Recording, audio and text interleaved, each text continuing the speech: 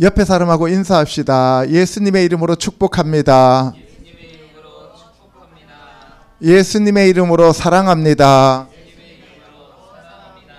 2022년도가 당신의 해가 되기를 축복합니다. 아멘. 예, 오늘은 2022년 신부단장 말씀 세 번째 시간입니다. 예슈와 브릿 하다샤, 예수 그리스도가 신약, 새 언약이다라고 하는 내용을 가지고 오늘은 알아보도록 하겠습니다. 신약은 바로 예슈와 하마시약이 신약인데 그 예슈와 하마시약의 신부 교회들에 대한 말씀이다라는 것을 오늘은 전하도록 하겠습니다. 제가 늘 말씀드리지만 예수님은 말씀으로 이 땅에 오셨고요. 예수님은 제자들에게 그 말씀을 전하셨고 십자가에서 못 박혀 돌아가시고 성경대로 부활하시고 그리고 공중으로 강림하셔서 신부들과 함께 혼인잔치들을 하시고 그리고 지상으로 재림하시고 천년왕국이 끝나면 새하늘과 새 땅과 새 예루살렘 성이 내려와서 영원한 삶을 산다는 것이 전체 복음이다 하는 것을 제가 말씀을 드렸습니다. 이제 세 번째로 바울 서신에 대해서 알아보도록 하겠습니다. 이제 서신서입니다. 첫 번째는 복음서였고 두 번째는 사도행전이었고 그 다음에 지금은 이제 서신서 중에서 바울 서신에 대해서 알아보도록 하겠습니다. 바울 서신서 중에서 4편은 개인에게 쓴 것이고 그러니까 개인에게 쓴 것이 있고 그리고 8편은 특정한 교회에게 보내고 그러니까 교회 이름으로 보내는 것은 교회에게 보냈고 개인에게 보낸 것은 수신자가 개인이고 그리고 갈라디아서는 가장 먼저 쓰여진 성경입니다. 신약 성경 통틀어서 가장 먼저 쓰여진 게 갈라디아서예요. 마태복음이라든가 아니면은 뭐 요한복음이라든가 이런 복음서가 제일 먼저 써진 게 아니고 사도행전이 제일 먼저 써진 게 아니고 제일 먼저 써진 것이 갈라디아서예요. 왜 갈라디아서가 그렇게 써졌느냐 하면 신약과 구약을 갈라야 되잖아요. 그러니까 갈라디아서가 가장 먼저 써졌다. 이렇게 꼭 이렇게 여러분 알아두시기 바랍니다. 그래서 이 갈라디아서가 써졌는데 갈라디아서는 어떤 사람에게도 갈라디아라는 사람도 아니고 갈라디아라고 하는 교회도 아니고 갈라디아라고 하는 그 지역에 있는 모든 교회들에게 돌려가면서 보라고 읽으라고 보낸 편지가 갈라디아서예요. 그래서 바울이 첫 번째로 쓴 그 서신서로서 교리서예요. 히브리서는 바울이 썼다고 하는 사람도 있고 아니면 저자가 다른 사람이라고 얘기하는 사람들도 있어요. 어쨌든 저자는 불분명하지만 유대인들인 그리스도인들에게 쓴 편지입니다. 히브리서는 유대인들인 메시아닉 주들한테 보낸 편지다 이 말이에요. 그러니까 메시아닉 주들한테 보내려면 확실해야 돼요? 아니면 대충 뭐 얼렁뚱땅해야 돼요? 확실해야죠. 그렇죠. 예수님에 대해서도 확실하게 전해야 되는데 구약을 확실하게 인용해야 되죠. 그죠? 그러니까 문장도 화려해야 돼요? 아니면 뭐 문법 좀 틀려도 돼요? 화려해야 돼요. 그래서 신약 성경 중에서 가장 화려한 문체를 가지고 있는 것이 이 히브리서예요. 이게. 그리고 두 번째로 화려한 문체를 가지고 있는 것이 누가복음이라고 합니다. 왜? 바울 곁에서 계속해서 의사로서 함께 다녔던 사람이 누구예요? 누가죠. 그러니까 그 바울의 화려한 말솜씨와 화려한 문장을 누가도 많이 옆에서 배웠을 것이다. 그래서 누가복음과 사도행전도 문장이 화려하다. 아름답다는 거예요. 그리고 바울도 바로 로마 시민권을 가졌던 사람이고 누가도 헬라적인 그쪽에서 성장하고 자랐던 사람이잖아요. 그러니까 어렸을 때부터 이 헬라어에 능통했다 이 말입니다. 자, 그래서 이 바울의 서신은 상당히 많습니다. 13권이라고 하는 사람도 있고 14권이라고 말하는 사람도 있어요. 13권이라고 말하는 사람들은 히브리서를 제껴놓고 14권이라고 말하는 사람들은 히브리서까지 사도 바울이 썼다라고 얘기하기 때문에 그래요. 첫 번째, 주요 교리서들인데요. 로마서를 먼저 보겠습니다. 로마서는 구원을 이루라는 거예요. 구원의 교리, 칭의와 성화에 대한 개인 구원을 주로 얘기하고 있는 것이 로마서입니다. 그래서 오늘날 신학자들 중에서 성경의 신약의 꽃이 로마서다라고 얘기하는 사람들도 있어요. 근데 저는 거기에 동의하지 않고 역시 성경, 신약 성경의 꽃은 요한복음이다. 저는 그렇게 보고 있어요. 그래서 바울이 쓴 서신서는 그 복음서의 주인공인 예수 그리스도를 설명하기 위한 편지지, 바울 서신이 주된 그러한 복음이 아니다는 얘기예요. 이거 착각하면 안 돼요. 성경 전체의 주제는, 성경 전체의 주인공은 예수와 하마시아이지 바울이 아니란 말이에요. 아시겠죠? 네, 바울이 아무리 뛰어난 전도자고 그리고 성경 저자라 할지라도 역시 성경 전체의 주제는 예수와 하마시아이라는 거예요. 아멘. 그래서 저는 사도 바울보다 사도 요한을 더 높이 사고 있습니다. 다른 사람들은 사도 바울이 훨씬 뛰어나다고 얘기하는데 저는 아니에요. 사도 요한이 훨씬 더 뛰어나다고 저는 생각하고 있습니다. 왜? 사도 요한은 첫째, 예수 그리스도와 이종사촌 관계에 육신적인 관계가 있어요. 두 번째는 고향이 같아요. 갈릴리 지역에서. 그리고 이 사도 요한은 예수님 품에 안겨서 식사했던 사람이에요. 그러니까 예수 그리스도가 항상 함께 했던 사람이에요. 육신적으로도. 그죠? 그리고 그 예수 그리스도가 심판받는 자리에 사도 요한은 처음부터 끝까지 있었고, 그리고 십자가 지시는 자리에도 있었고, 그리고 십자가 밑에 있을 때 예수님이 마리아에게 당신의 아들이라고 얘기를 했고, 그리고 사도 요한한테 마리아를 너의 어머니라고 얘기를 했고, 그렇죠? 그리고 베드로가 부인하는 것도 옆에서 들었다가, 그리고 또 갈릴리 호수에서 예수님이 오셔서 떡 구워 주실 때 떡도 먹었고, 그리고 하늘에 들려 올라가 가지고 예수 그리스도의 참모습도 봤고, 그리고 계시록도 다 봤고, 앞으로 어떤 세상이 올지에 대해서 완전하게 다 보고 와서 기록한 사람이 요한이에요. 아멘? 예, 바울은 예수님 생전에 예수님 1대1로 면담하거나 만나본 적도 없는 사람이고, 그리고 예수 믿는 사람들 박해하다가 다메섹에서 계시로 예수님을 만나서 아라비아로 가서 성경 말씀을 공부하면서 그 예수 그리스도의 말씀이 진짜 성경의 구약에 나오는 그 말씀이 맞는지 아닌지를 확인하고 난 다음에 자기가 거기에 대해서 참고적인 사항으로 편지서들을 써서 보냈어요. 그러니까 예수 그리스도를 증거하는 내용들을 써서 보냈단 말이에요. 아시겠습니까? 그러면 누가 예수님 앞에 더 가까이 있고 누가 하나님께 더 사랑받는 사람이라고 생각합니까? 여러분들은요. 당연히 요한이죠.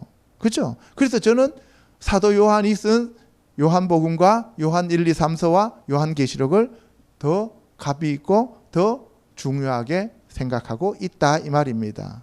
고린도 전후서를 보면 삶의 문제를 가지고 해결하는 방법을 얘기하고 있어요. 그래서 삶의 문제를 분별하는데 영들 분별함을 가져라는 내용을 가지고 있어요. 그 다음에 고린도 전후서가 거룩하기로 결단하라, 깨끗한 삶을 살아라는 것을 고린도서에서는 얘기하고 있어요. 그래서 고린도서는 삶의 문제를 분별하고 거룩하게 살아라 이 얘기를 하고 있고, 갈라디아서는 성령의 소욕을 따르고 육신의 소욕을 따르지 말고 믿음으로 의롭게 되니까 믿음을 붙잡으라 하는 것이 갈라디아 내용이에요. 알겠죠?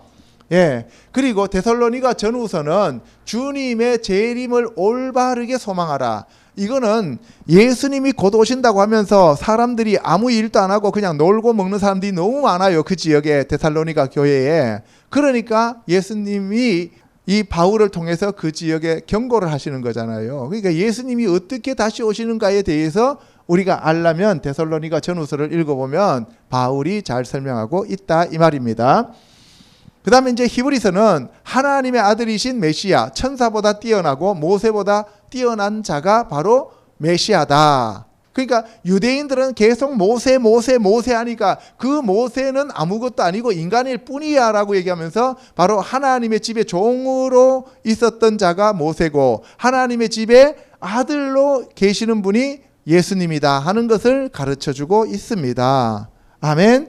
그리고 예수 그리스도는 참 하나님이시며 하나님의 아들이시며 참 대제사장이시며 하늘에 있는 참 성전이시며 참 제물이시다. 이런 얘기를 하고 있는 거예요. 아멘. 그래서 이 히브리서가 대단히 중요합니다. 그래서 여러분들이 히브리서를 좀 많이 읽어보셔야 돼요. 그러면은 구약을 좀 잘 모른다 할지라도 히브리서를 자꾸 읽다 보면은 구약이 열리게 될 수도 있습니다. 아멘. 옥중서신은 4가지인데요. 에베소서, 빌립보서, 골로새서, 빌레몬서입니다. 에베소서는 교회와 성도와의 관계를 얘기하고 있는 거예요. 그래서 남편들아, 아내들아, 자녀들아, 아비들아 이런 얘기가 자꾸 나오는 이유가 그것이 바로 뭐예요? 하나님의 집, 하나님의 성전, 하나님의 왕국, 하나님의 교회가 같은 것인데 바로 가족 공동체다 하는 얘기를 하고 있는 거고 하나님과 우리는 하나님과 이스라엘은 시내산에서 약혼을 한 사이고 그 다음에 예수님과 우리는 바로 예수님이 이 땅에 오셔서 우리와 약혼하셨다 이 말이에요. 그래서 예수님이 공중으로 다시 강림하셔서 우리하고 반드시 혼인식을 한다라는 내용을 얘기하면서 에베소서가 결론을 짓게 되는 거예요. 그러기 위해서는 우리가 하나님의 전신갑주를 입고 이 땅에 있는 악한 영들을 무찌르고 싸워서 이겨야 된다 이 얘기를 하고 있는 겁니다. 아멘. 그 다음 빌립보서는 주 안에서 항상 기뻐하라 라고 얘기하죠. 그죠? 그래서 성령 충만한 삶을 살아라 라고 하는 얘기예요. 에베소서 교회는 어떻게 하면은 하나님의 교회가 깨지지 않고 정말 하나님의 집을 잘 이루어 갈 수 있느냐 하는 것에 초점을 뒀다면 빌립보서는 그게 아니고 깨진 교회가 어떻게 다시 하나님의 그 집으로 수습이 되어지느냐 하는 것을 얘기하고 있는 거예요. 반대적인 입장에서 얘기하고 있는 거예요. 알겠죠?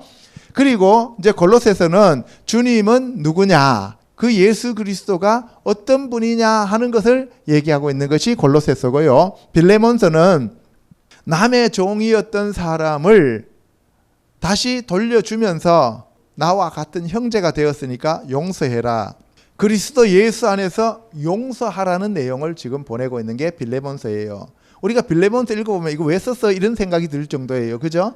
그러니까 예수 그리스도 안에서 네 종이라고 생각하지 말고 너의 형제, 예수 그리스도의 지체라고 생각하고 잘 대해주기 바란다. 이런 얘기를 하는 거예요. 아멘. 그 다음에 목회서실이 3권이 나오는데 디모데 전후서와 디도서입니다. 디모데 전후서는 믿음의 선한 싸움을 싸우라 라고 얘기를 하면서 목회 행정을 주로 얘기를 하고 있습니다. 그리고 고난을 겪으면서 끝까지 전하라는 거예요. 목회에 헌신하라는 얘기죠. 예, 고난 온다고 해서 도망가지 말고.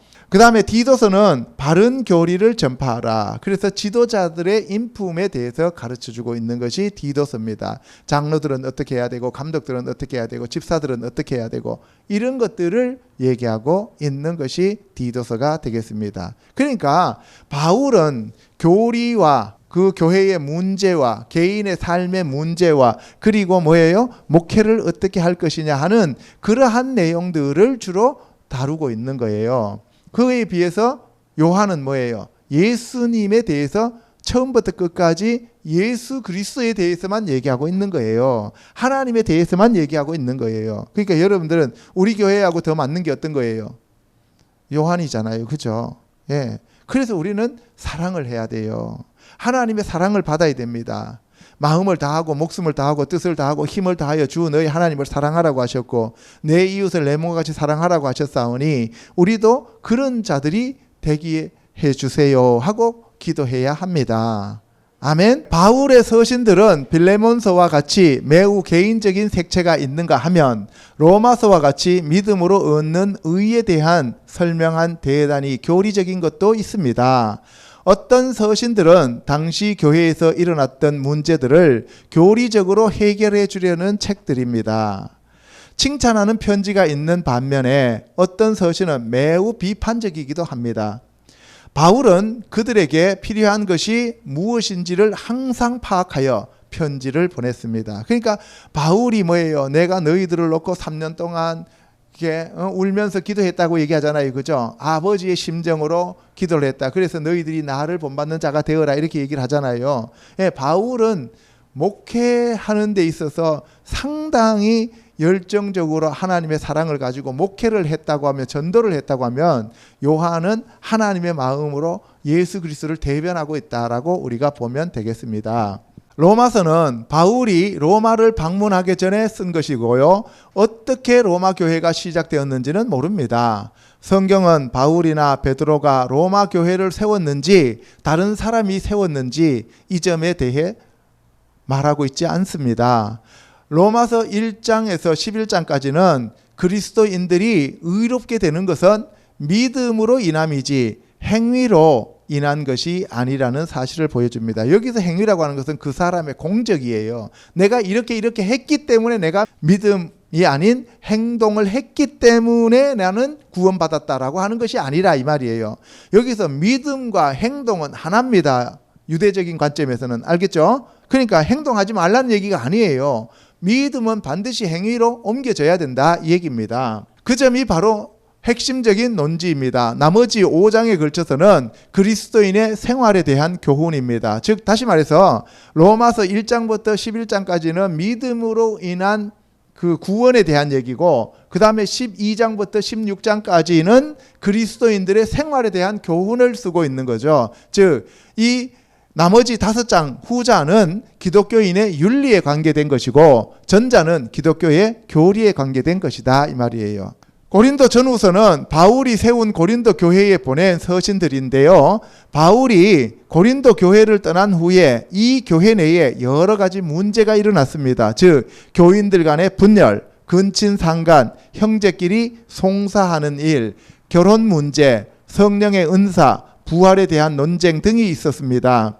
고린도 전서에서 바울은 이와 같은 문제들에 대해 단호하지만 애정 어린 권면을 합니다. 그래서 내가 매를 들고 갈까 이렇게 얘기하잖아요. 그죠? 고린도 후서에서는 앞서 보낸 서신을 통해 그와 같은 문제가 다소간 올바르게 해결되었음을 보여줍니다. 특별히 감사헌금에 대하여 열거하였으며 가난한 유대인 그리스도인들을 도와줄 것을 부탁하고 있습니다. 바울 서신은 맨 뒤로 가면 갈수록 거의가 돈 얘기예요. 연보하라. 바울한테 나한테 바치라는 게 아니라 나는 내가 자비량으로 지금 하고 있는데 너무너무 그때가 가물었기 때문에 흉년이 들었기 때문에 예루살렘에 있는 그리스도인들은 직장도 구하지 못하고 다 사회에서 퇴출됐잖아요. 그죠? 그러니까 그 사람들한테 보낼 돈들을 너희들이 준비해 뒀다가 내가 갔을 때 그것을 예루살렘으로 보낼 수 있었으면 좋겠다 하는 얘기가 사도 바울이 연보의 개념입니다. 아멘? 예, 그래서 서로 도와가면서 살자 이 얘기를 하고 있는 것이에요. 오늘날처럼 돈 내라 그래서 우리 교회 크게 짓게 이런 얘기가 아니었다는 거예요. 이상에서 살펴본 신약은 모두 예수 그리스도의 사도와 그의 제자들에 의해 저술된 책인데 예수 그리스도가 누구이며 왜 왔으며 왜 믿어야 하는지에 대한 전반적인 내용을 서술하고 있습니다. 또한 마지막 시대의 성도들이 어떻게 준비해서 주님의 재림을 맞이하여야 하는지에 대한 교훈을 주고 있습니다. 그래서 저와 성도 여러분들도 신부로 준비되어 예수 그리스도의 재림을 맞는 자들이 되시기를 우리 주 예수 그리스도의 이름으로 축복합니다. 아멘. 기도하겠습니다.